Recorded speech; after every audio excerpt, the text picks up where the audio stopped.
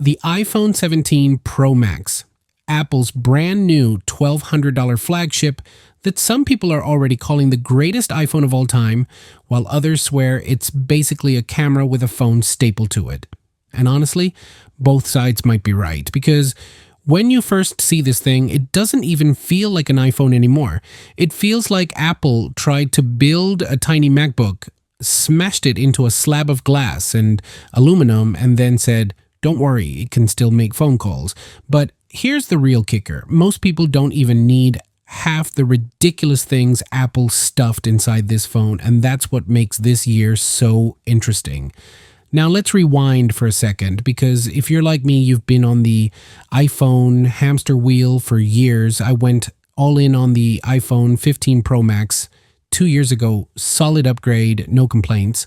But then the iPhone 16 Pro came out and it was mid, a carbon copy of my 15 with a slightly different badge and the same, trust us, it's new Apple marketing spin.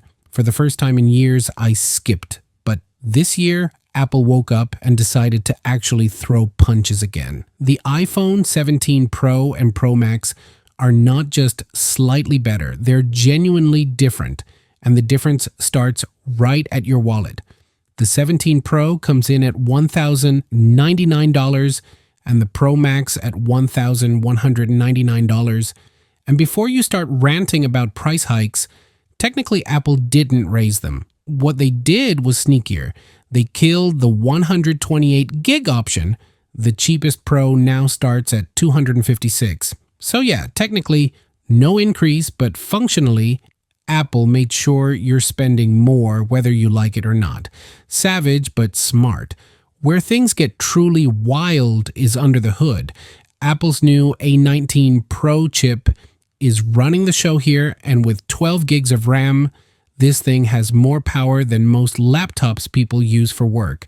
Apple claims 40% better sustained performance thanks to a new vapor chamber cooling system, which is hilarious because your phone now has gamer PC cooling tech. What's next? RGB lighting and water cooling in the iPhone 18? Probably. The truth, though, is most people will never push this chip anywhere near its limits. It's like buying a Lamborghini just to drive to Costco. Cool, but unnecessary. Still, if you're someone editing 4K ProRes video on the go or gaming like your life depends on it, this is where the Pro earns its name. And then there are the cameras, because let's be real, that's why half of you are even watching this video. Apple didn't just tweak them this year, they went nuts. You've got 3 48 megapixel lenses, and the telephoto lens now does true 4 times and 8 times optical zoom. Translation: you can now creep on your neighbor's cat from across the street in glorious detail. The selfie cam got a massive bump to 18 megapixels, which means your FaceTime calls are now basically broadcast ready. For vloggers, influencers, or literally anyone addicted to Instagram stories, this is the iPhone you've been waiting for. But here's the savage truth.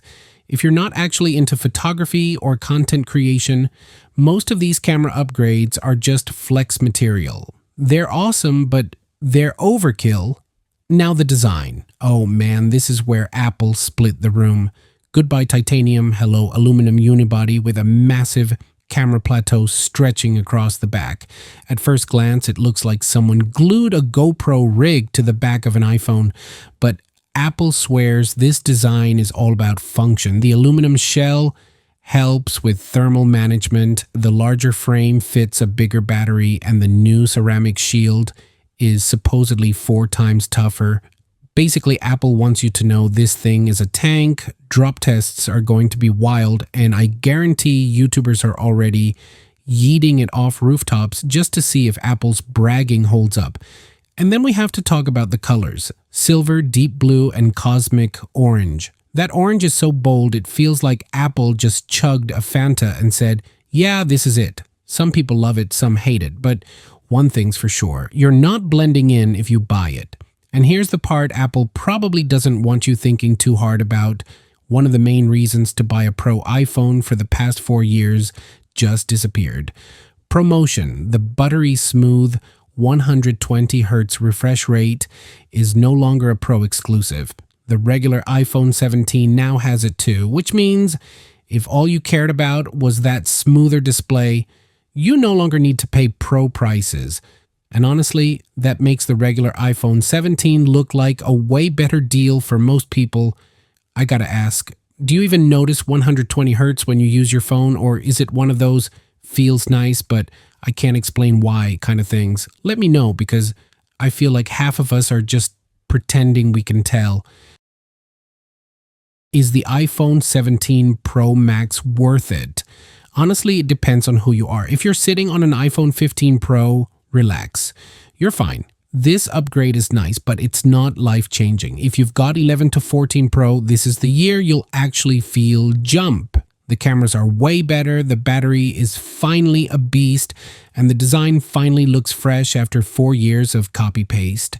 If you're a person who wants to flex cosmic orange at Starbucks while editing ProRes footage on the spot, congratulations, this phone was made for you. For everyone else, the regular iPhone 17 probably makes more sense, especially now that it shares so many of the Pro features for $300 less. So here's the real verdict. The iPhone 17 Pro Max is absolutely insane, but in the same way, ordering a triple cheeseburger with extra bacon and 4 milkshakes is insane. It's overkill, it's unnecessary, but damn, is it tempting. And let's be honest, half of us are still going to buy it anyway, because that's what Apple does best. It makes overkill feel irresistible.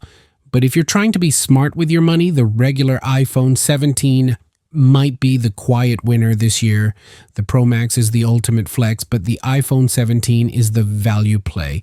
And speaking of flexes, the iPhone 18 Ultra leaks are already out there. And if even half of them are true, Apple might be about to break the internet next year. So hit that subscribe button, drop your hot take in the comments, Pro Max flex or overpriced flop, and stick around, because what's coming next makes this year look tame.